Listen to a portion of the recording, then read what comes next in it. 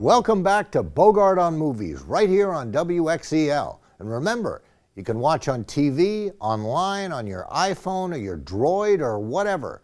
Just go to WXEL.org, click on the YouTube icon, and scroll down to the show. This week, we're going to start off with a movie I thought was going to be either pretty good or pretty boring. Unfortunately, it was the latter. The Gus Van Sant directed Promised Land. I grew up in a large farming community. Tractor pulls, cow tipping. We had a caterpillar plant. My junior year, they closed it down. And that whole farming town fantasy was just shattered. I'm selling them the only way they have to get back. I am happy to announce we will be bringing natural gas to McKinley. I can't believe this is right outside the city. It looks like Kentucky. 2 hours outside any city looks like Kentucky. Are you the owner of this place? No. Well, how come you're doing all the work? You sign this lease, it gives us the right to drill on your land. A whole lot of money down there. That is true. How much you think? There's no reason your town shouldn't have a state-of-the-art high school. What kind of money are you talking about? You could be a millionaire. Thought it would be harder. It's too easy. Research say anything about an environmental presence here? No. Let me guess. 40, married, marketing, and 2 kids. 38, stripper / waitress, but born to be a singer. Well, I'm a teacher. No, I was talking about me. Hi, everybody. I'm here because my farm is gone. The land just turned brown and it died. If it's happened to one of us, it can happen to all of us. The movie stars an earnest Matt Damon as the rep for a big, bad nat gas company who's supposed to come into this small town and buy the rights to frack for natural gas on the poor, unsuspecting town people's farmland. But in comes environmentalism in the form of John Krasinski. I know everything about your company. I know what you do. You think you have what it takes. To beat you? Yeah. Hey, there she is. You ready to go? Yeah. This town, this life, it's dying. You all see it coming and you just don't get out of the way. We're not fighting for land, Steve. We're fighting for people. You ain't ever gonna get what you came here to take from me. I don't even like the fact that you're here trying. You're a good man, Steve. I just wish you weren't doing this. The acting's fine, Damon's fine, Frances McDormand is her quirky self, she's fine. Hal Holbrook, he plays the wise old high school science teacher, he's fine. They're all fine. The script is fine. The scenery of the rolling hills and quaint farms is very nice, just as you'd expect it. And that's the problem. There's nothing else. Everything's just fine.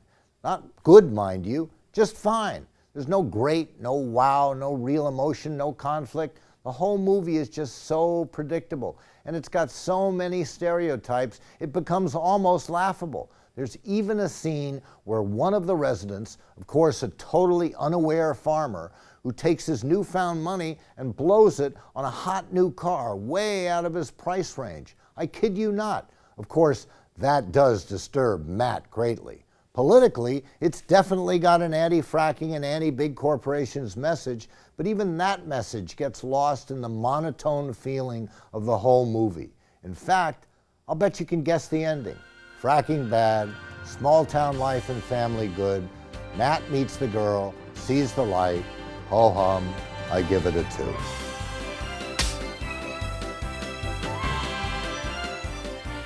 And now we get to what was to me the biggest and most welcome surprise of the year, The Life of Pi, directed by Ang Lee. I'll admit, my friends told me to go see this movie and I said, fantasies are really not my thing. Kid and a tiger on a boat? I don't think so. Boy, was I wrong. Really, really wrong. I was sitting in this coffee house, and this old man at the table next to me struck up a conversation. He said you had an amazing story. Let's see then, where to begin? I was born and raised in one of the most beautiful places on earth. It was a time filled with wonder that I'll always remember. But when my family chose to move our zoo halfway around the world, that is when my greatest journey began.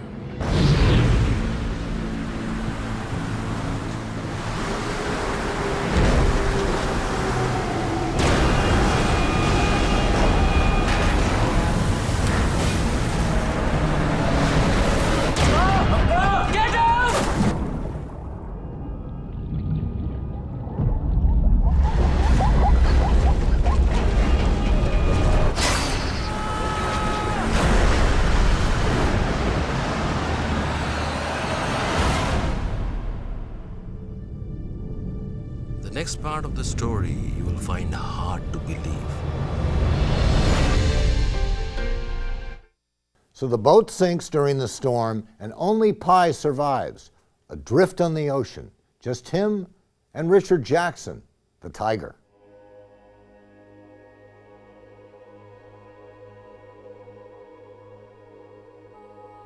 My name is Pai Patel. I have been in a shipwreck. I am on a lifeboat alone with the tiger. Please send help.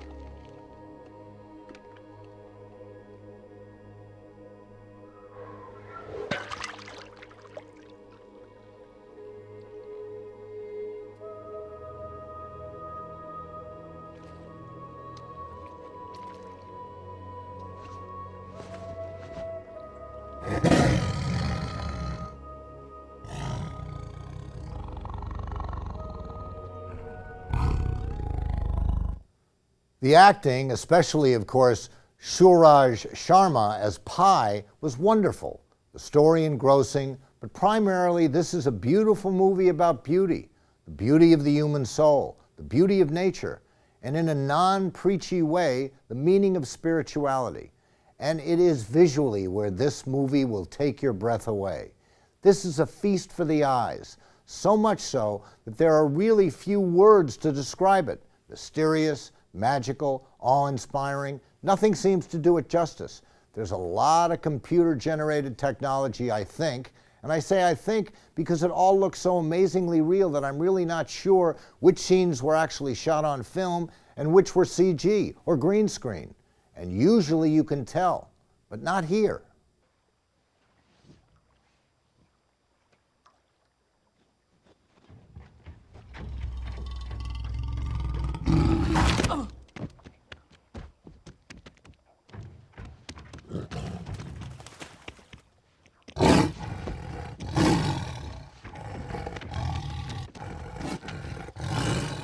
Here, it's yours!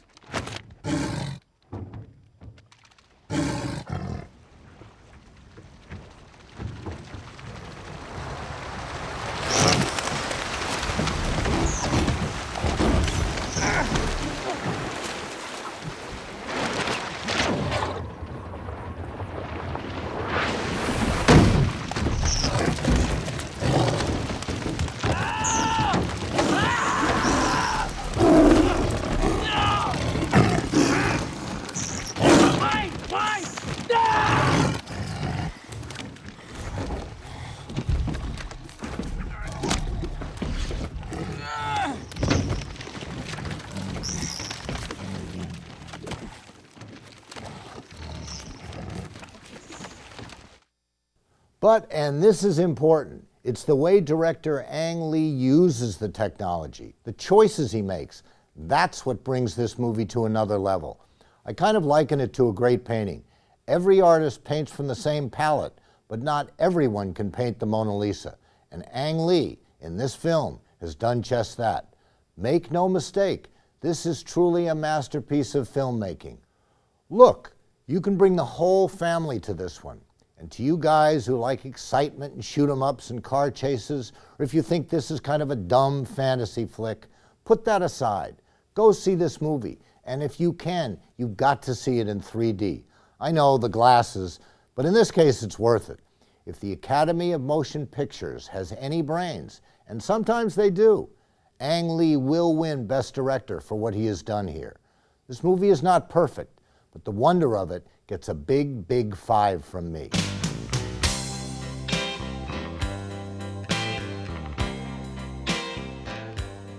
This week in our look at a classic film, we go back to 1940 and the brilliant Henry Fonda in the equally brilliant The Grapes of Wrath. I warn you, this is not a happy film. It's dark, it's dirty, and it is depressing, which it should be, as it's about the Joad family, who lost their Oklahoma farm during the Dust Bowl Great Depression years of the 1930s, and their hard-scrabble search for work that takes them all the way to California. That wind's fixing to do something. Sure it is. Always is this time of year.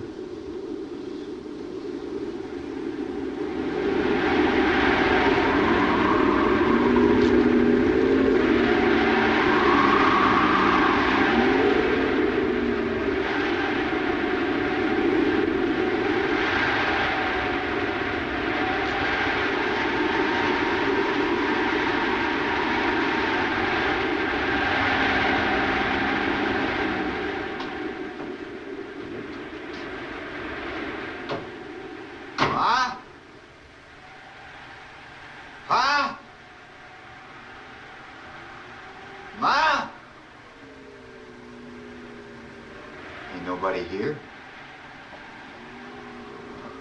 Something's happened. You got a match?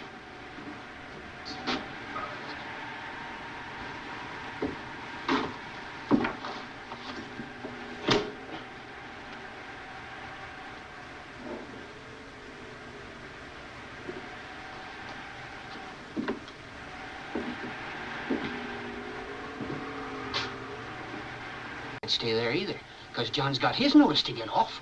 What happened? How come they gotta get off? We lived here 50 years, same place.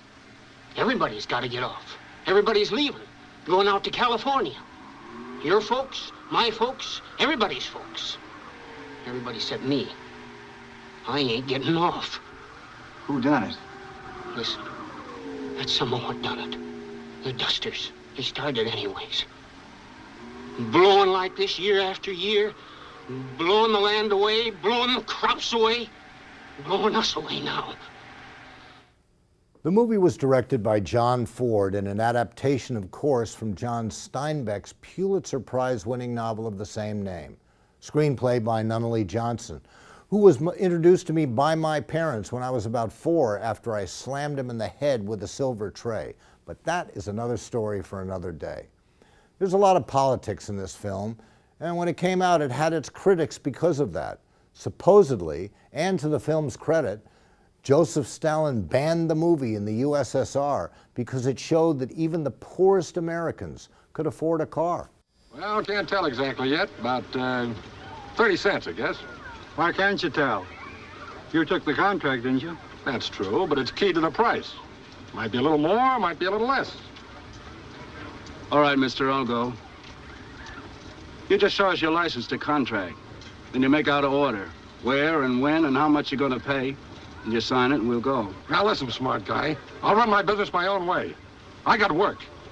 If you want to take it, okay. If not, just sit here, that's all. Twice now I fell for that line. Maybe he needs 1,000 men. So he gets 5,000 there and he'll pay 15 cents an hour. And you guys will have to take it because you'll be hungry. If he wants to hire men, let him write it out and say what he's going to pay. Ask to see his license. He ain't allowed by law to contract men without a license. Hey, Joe. Agitator.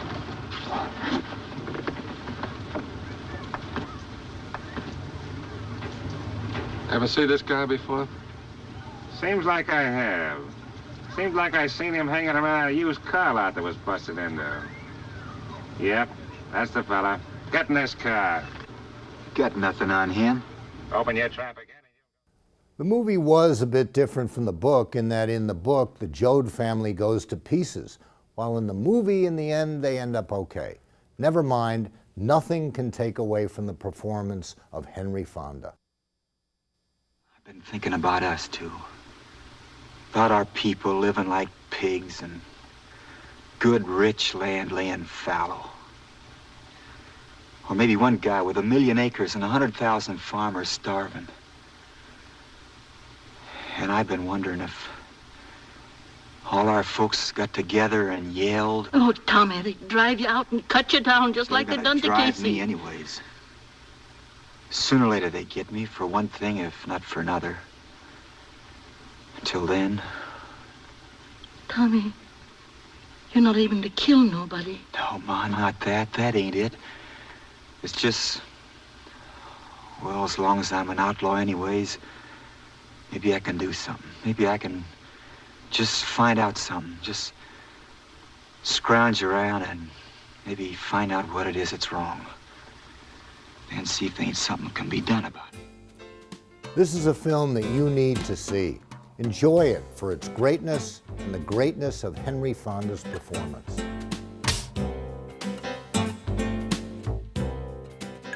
And now it's time for the Bogart on Movies mailbox. Crystal in St. Lucie asks, is there one movie you can name that made you laugh more than any other? Crystal, there are a lot of movies that make me laugh, but one I'll give you is the original 1979 version of The In-Laws, starring Peter Falk and Alan Arkin. Here's a clip. He's a dentist from New Jersey. Making a house call? Yes, one of those emergencies. He travels a lot on business. Hello, yeah. I work for the CIA. He's got a successful practice. Mr. Hershon, I cannot work this way. He's got a dubious past. You were involved with the Bay of Pigs? Involved? That was my idea. In 48 hours, his son is marrying his daughter. Could I borrow you for a couple minutes? What's 5 minutes for a member of the family? Where are we going? Just over to my office. I want you to break into my safe. And what happens in between will bring them together. For better? Did we hit the little boy on 6th Avenue? Or for worse. No, I'm not him. He's my in-law. Look, here's my card. Oh, God, oh, God, oh, God. To have and to hold. I'd really like a chance to explain. No explaining! Just get out of my life! The in-laws. And you can add to that the Pink Panther movies, Abbott and Costello, any Abbott and Costello movie, the Marx Brothers, National Lampoon's Christmas Vacation, Ted, and a whole lot more. Now we go to Mike in West Palm. He writes, can you tell us about one of your best memories as a child playing with your dad, Humphrey Bogart, and your mom, Lauren Bacall? Well, I'll give you one about the lobster. You see, I was on a boat, the Santana, with my dad. My mom wasn't there. But I was on the boat with my dad, and we were out at Catalina Island. And I had swum to Catalina Island, and I had swum back. And I caught these little crabs. And I had a tiny little fake skunk in a cage, in a wooden cage. And the door to the cage, it propped up. So I said, I know what I'll do. I'm going to go and I'm going to catch some fish. So I put the crabs in the cage, lowered the cage over the side, went to bed. In the morning, I come in and I'm expecting to see fish, and I'm bringing up the cage, and in there is a lobster. But the lobster tail is gone. And my dad said, oh my God, you caught a lobster, and the fish must have eaten the lobster tail. And we were all so happy, and I was so proud because I had caught a lobster. Well, many years later, I learned that lobsters don't swim forward, they swim backwards. So there was no way for that lobster to get back in the cage.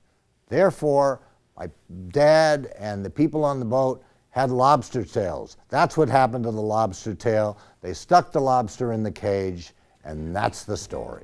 A joke on me. You can email me, send me your comments and questions to stevebogart@wxel.org, and include your name and your hometown.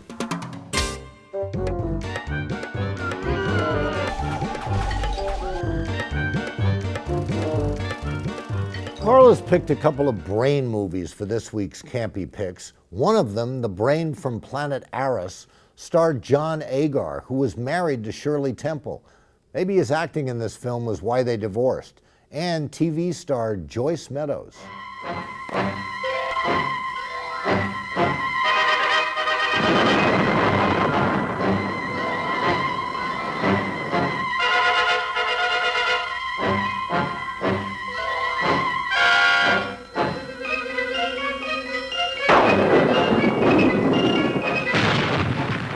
Frighten me when you talk like that.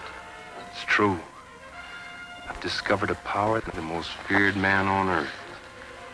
This is the closed-circuit television set focused on the test area, isn't it? Yes.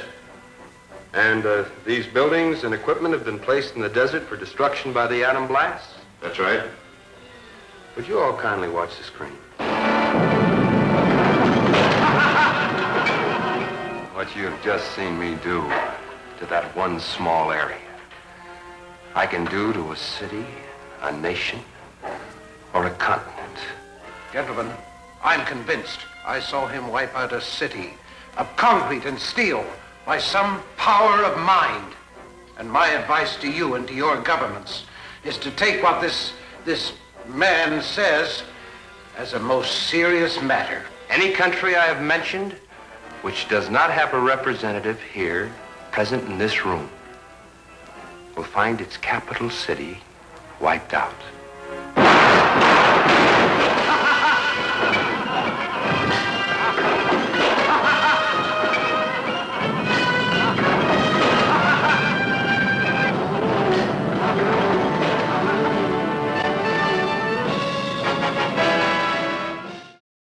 You've lost the urge to experiment.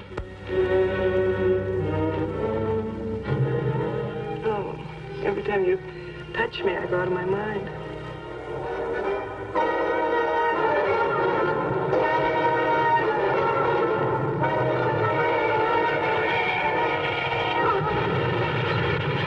Let me die. Let me die.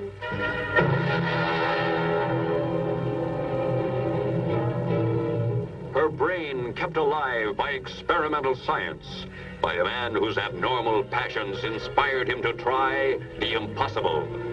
I brought her back. She'll live and I'll get her another body. So what of her soul? How can you make of her an experiment of horror? His mad ambitions and desires threaten every woman possessing an attractive body. Girls whose measurements make them beauty contest participants. Professional figure models such as this. All are prey to his distorted desires. What's locked behind that door? Horror. No normal mind can imagine something even more terrible than you. Horror has its ultimate, and I'm that. Behind that door is the sum total of Dr. Courtney's mistakes. He intends to kill somebody. To rob them of their body. We've got to stop him.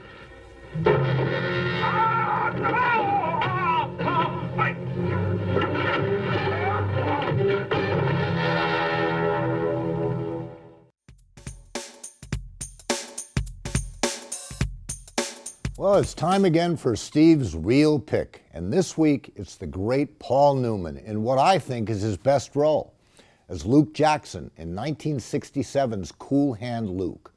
Co-stars included George Kennedy, who won an Oscar for his role as Luke's buddy Dragline, and a brilliant performance by Strother Martin as the prison boss.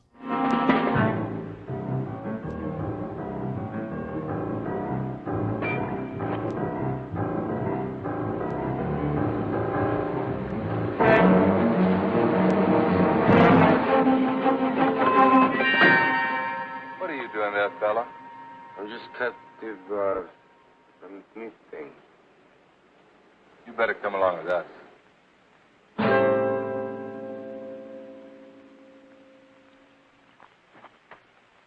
You're gonna get used to wearing them chains after a while, Luke. But you never stop listening to them clinking. 'Cause they're gonna remind you of what I've been saying. Wish you'd stop being so good to me, Captain. Don't you ever talk that way to me. Never! Never! What we've got here is failure to communicate. What we've got here is failure to communicate.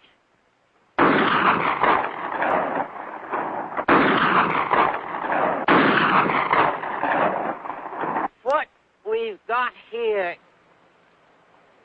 What we got here Failure to communicate. is a failure to communicate. Yourself a sweetener down, dressed in rhinestone, setting on pedestal of abalone shell. Going 90, I ain't scary, 'cause I got the Virgin Mary assuring me that I won't go to hell.